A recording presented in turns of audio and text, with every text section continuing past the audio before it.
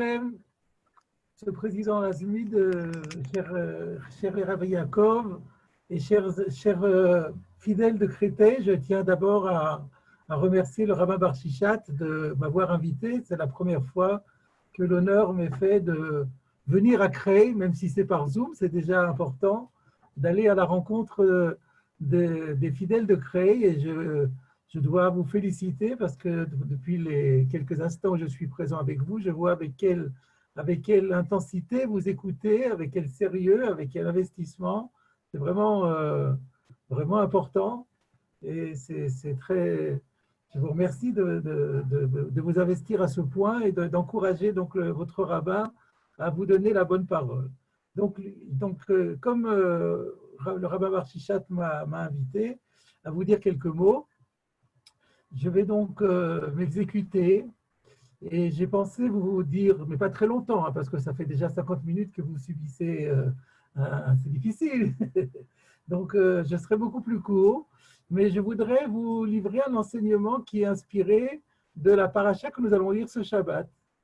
Ce Shabbat, nous allons lire le deuxième paracha du livre de Bamidbar, que nous avions commencé récemment. Et donc, c'est une paracha qui est particulière à de nombreux égards. D'abord, c'est la plus longue paracha de toute la Torah. Et une des autres particularités, c'est que cette paracha contient un petit paragraphe, mais ô combien important, et que tout le monde connaît.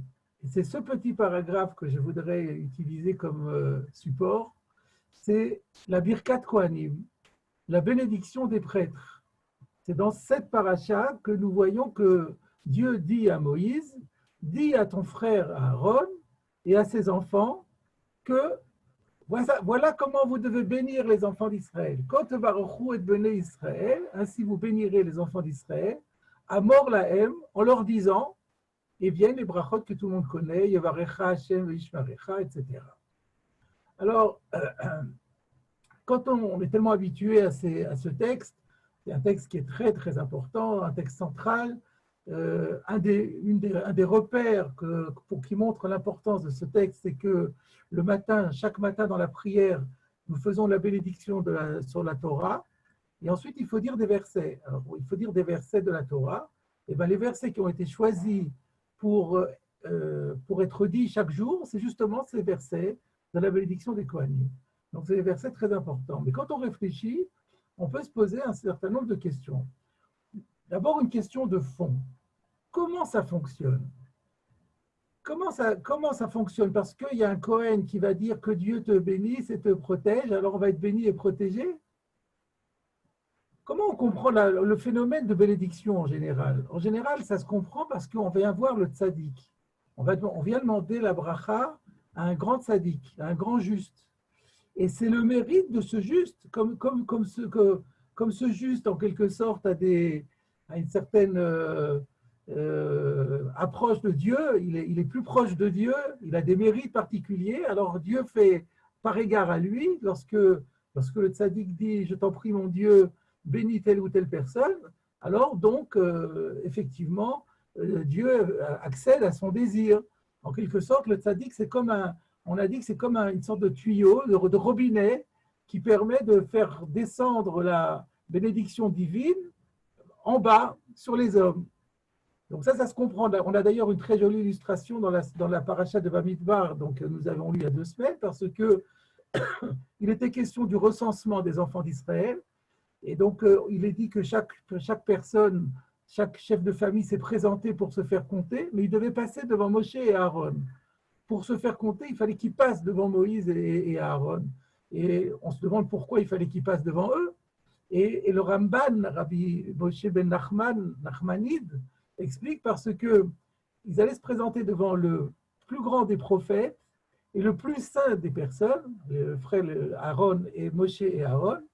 Et ceux-là, quand ils voyaient un Ben Israël qui passait devant eux, évidemment, ils le regardaient avec sympathie, avec générosité, et automatiquement, ils faisaient une fila et une bracha pour la personne. Voilà ce que dit le Ramban. Donc là, on comprend très bien, effectivement, c'était un privilège pour tout un chacun de défiler devant ces 2 grands maîtres, et grâce à cela, en ressortir avec un chargement de bracha incroyable. Mais aujourd'hui, donc cette bénédiction des Kohanim, elle a été de génération en génération. Toute personne qui est descendant des Kohanim, qui est lui-même Kohen, est amené à le devoir de faire cette bénédiction.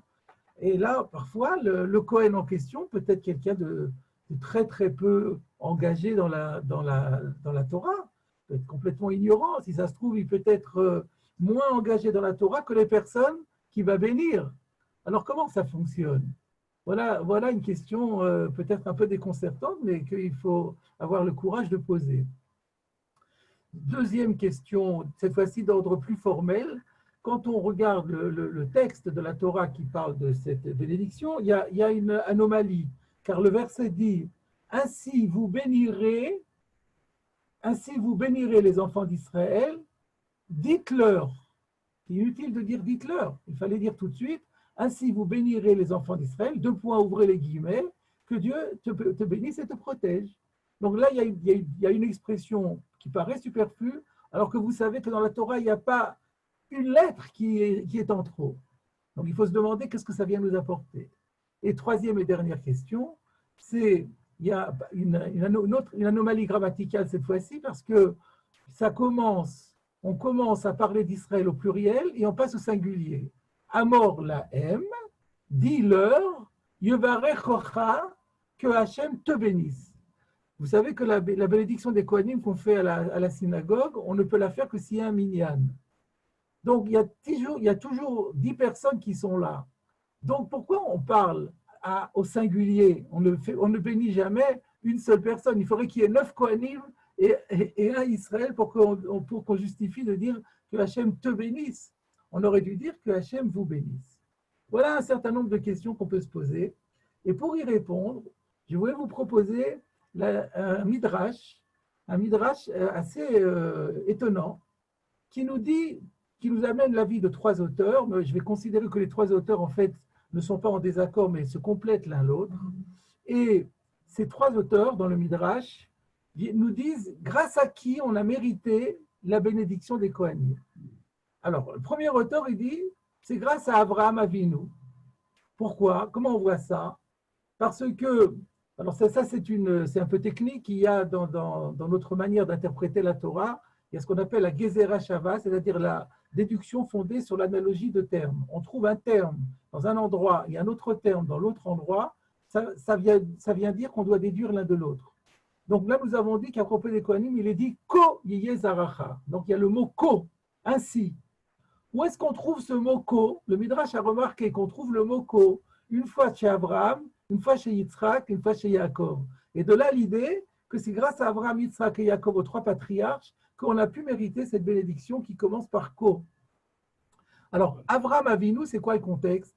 Le contexte, c'est lorsque Dieu lui dit tu vas avoir une très grande récompense. Abraham, il dit quelle récompense tu vas me donner? Je n'ai même pas d'enfant. C'est mon intendant qui va hériter de moi. Il lui dit sors de ta tente et regarde les ciels et vois les étoiles et dis-moi si tu peux les compter. Il sort, il dit non, je ne peux pas les compter. Il lui dit Koyez Zaracha, ta descendance sera exactement aussi nombreux que les étoiles que tu ne peux pas compter, ils seront innombrables. Et donc, c'est de là, on voit que c'est Abraham Avinu. Ensuite, il y a Yitzhak. Quand est-ce qu'on trouve le mot ko avec Yitzhak? Au moment de la Kedat Yitzhak. Vous vous rappelez que la 10e épreuve d'Abraham, quand Dieu demande à Abraham d'amener son fils et de l'offrir en sacrifice. Abraham dit, à un moment donné, il était accompagné de ses serviteurs, il leur a donné, il dit à ses serviteurs, vous restez là, et moi et le jeune homme, nous allons partir. Ani va nahar nelcha ad ko. Nous irons jusque là-bas. Et donc là encore, on trouve ko avec Yitzhak. Et quand est-ce qu'on trouve Yaakov en connexion avec ko? À propos des 10 commandements, dans un texte que nous avons lu pas plus tard que Shabbat dernier à Shavuot, à savoir Ko tomar le bet Yaakov, ainsi tu diras à la maison de Jacob. Alors, vous voyez, ce midrash, c'est très, très, très symptomatique de ce qu'est le midrash. Le midrash, si on ne le décrypte pas, on ne comprend pas qu'est-ce qu'il vient nous dire. Donc, je vous propose le décryptage suivant. Le midrash, en fait, vient répondre à un certain nombre de questions. La première question qui se pose, c'est le principe de la bénédiction. Comment on peut imaginer que par le fait qu'on a été béni, le destin va changer. Le destin personnel de la personne va changer. C'est ça la bénédiction. Si on n'avait pas été béni, on aurait eu telle ou telle chose, parce que maintenant qu'on a été béni, le destin va changer. La réponse est, c'est grâce à Abraham Avinu. Abraham Avinu était stérile et sa femme aussi était. Et quand Dieu lui a dit, sors de ta tente, le Midrash dit qu'en fait Dieu a dit à Abraham Avinu, qu'est-ce que tu penses? Tu penses que tu es déterminé, tu es destiné à être stérile? Parce qu'il y a une configuration astrale qui fait que tu es né sous une étoile qui te donne la stérilité. Ce n'est pas un problème. Je prends les étoiles et je bouleverse l'ordre des étoiles et tu pourras avoir des enfants. Et c'est quoi la conclusion? C'est En Mazal le Israël. Israël n'est pas déterminé par le déterminisme astral. Alors, l'explication de ça, c'est qu'il y a un déterminisme astral, mais Israël peut échapper à son horoscope, il peut échapper au déterminisme astral par le mérite. Par le mérite. Abraham Avinu avait un immense mérite, et c'est comme ça qu'il a pu finalement donner naissance à Yitzhak. Maintenant, la question se pose, donc c'est la réponse aussi pour la Birkat Kohanim. La Birkat Kohanim, comment est-ce qu'une bracha peut empêcher qu'un déterminisme, qu'un destin qui était naturellement destiné, qui était fixé par la nature, puisse être modifié? Réponse, En Mazal Israël. Abraham Avinu a déjà reçu cette leçon, il n'y a pas de destination astrale. Oui, mais alors il y a une deuxième question, mais il faut un mérite. Abraham Avinu, il avait un mérite. Mais nous, quel mérite on a pour mériter cela? Alors là vient la première réponse avec Yitzhak. Nelcha, ani va'na'ar nelcha atko. Moi, le père, et l'enfant, nous allons marcher ensemble. Ça, c'est l'idée de la transmission. Le père et le fils se donnent la main et tous les deux marchent pour accomplir l'ordre de Dieu. C'est la notion de transmission de la Torah de la génération à l'autre, des parents à leurs enfants. Je pense peut-être que de là vient l'usage qu'au moment de la Birkat Kohanim, nous avons l'usage de faire venir nos enfants et de les tenir sous notre talit. Parce que c'est exactement, en fait, ce qui s'était passé avec la Kedat Yitzhak, lorsque Abraham Avinu a pris Yitzhak sous son talit pour l'emmener faire le culte de Kadosh Baruch Hu. Donc, ça, c'est une première réponse. Et la deuxième réponse, c'est celle de Kotomar le Bet Yaakov, qui a été dite au moment des Seret Adibrot. Qu'est-ce qui s'est passé au moment des 10 commandements?